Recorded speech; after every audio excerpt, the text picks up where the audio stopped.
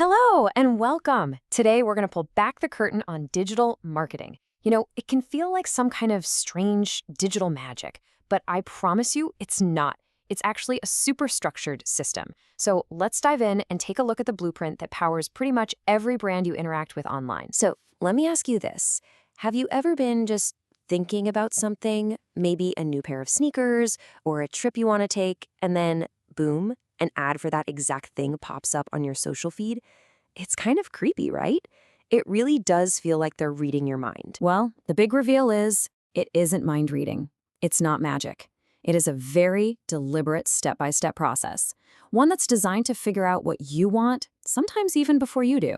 And right now, we're going to break that whole thing down. Okay, first things first. Every single successful digital campaign, whether it's from a huge global corporation or a tiny startup, it all begins with a roadmap.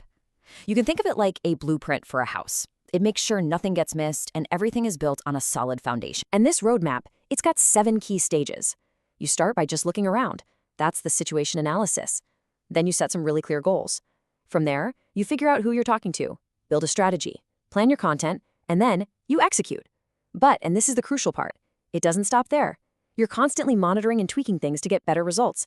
It's a living, breathing cycle. And this isn't just guesswork, not at all. Marketers are using real tools here. For that initial analysis, they might use something like Google Trends to see what people are searching for. When they set goals, they use the SMART framework. That's specific, measurable, achievable, relevant, and time-bound. It just makes sure a goal is a real target, not just a vague wish. And for monitoring, they track KPIs or key performance indicators and do a ton of A/B testing. That's literally where they'll test version A of an ad against version B to see, with cold hard data, which one works better. So if the last section was the roadmap, what are the tools you're actually using on the journey? Well, let's talk about the modern marketer's toolkit. It's evolved over the years into what we now call the 7 Ps. Now, these are the 7 main levers a marketer can pull. You might have heard of the original 4: product, price, place, and promotion.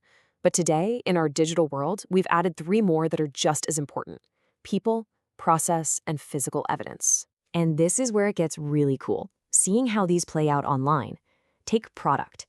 It's not just a thing in a box anymore. It's the user experience, the feel of an app like Spotify.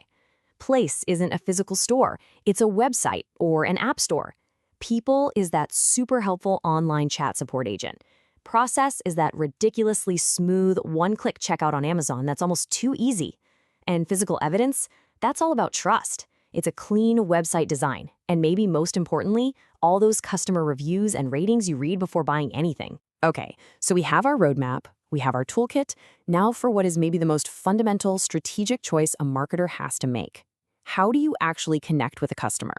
And it all boils down to a choice between 2 ideas: push and pull. Push marketing is, well, it's exactly what it sounds like. It pushes the message out to you. It interrupts what you're doing to get your attention.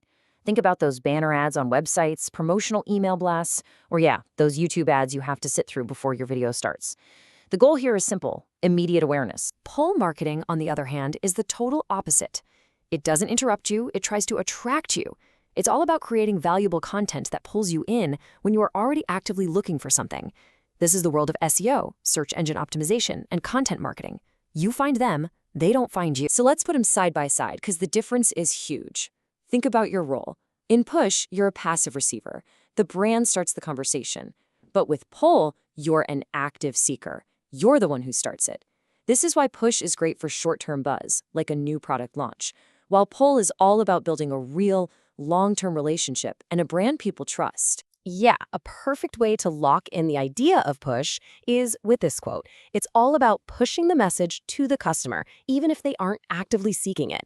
And the absolute classic example of this, it's gotta be Coca-Cola. Think about it. All those billboards, the TV commercials, they aren't targeting someone who just Googled, "I'm thirsty right now." No, they are pushing their brand into our collective consciousness so that when we do feel thirsty, Coke is the first name that pops into our heads. That's pure push. Now, let's flip the coin. For pull, the whole philosophy is different. It's about drawing customers toward your product by creating content and value. It's not about being the loudest, it's about being the most helpful. And the company that has absolutely mastered this art is HubSpot. They almost never run ads that just say, "Hey, buy our software." Instead, what do?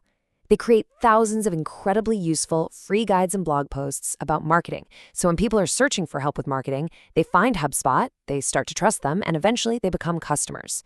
That is Pulse strategy perfected. So let's bring it all home. Digital marketing success is never an accident. It's a formula. It's the combination of a structured process, our 7-step roadmap, plus a versatile toolkit, those 7 Ps, and a crystal clear strategic choice between push and pull. When you get those 3 things working together, that's when the magic really happens. And here's one last thought for you. Now that you know this blueprint, you're going to see it everywhere.